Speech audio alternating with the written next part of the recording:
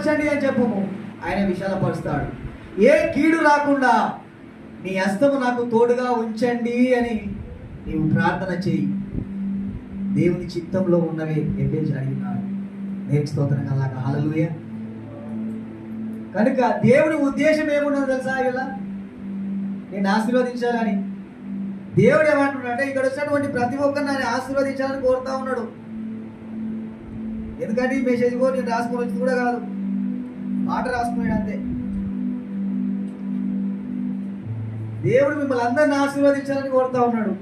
మీ సరిహద్దుల విశాలపరచాలని కోరుతున్నాడు.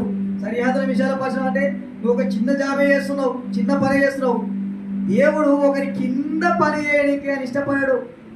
నువ్వు ఆయన కింద పని చేయని వాడికి మనుషులలో ఏదో ఒక అన్యుని దగ్గరకు అన్యుని కింద నువ్వు పని చేసిన ఎట్లా ఒప్పుకుంటాడు? నీవే ఒక అధికారిపై మారడం ఆయనకి ఇష్టం.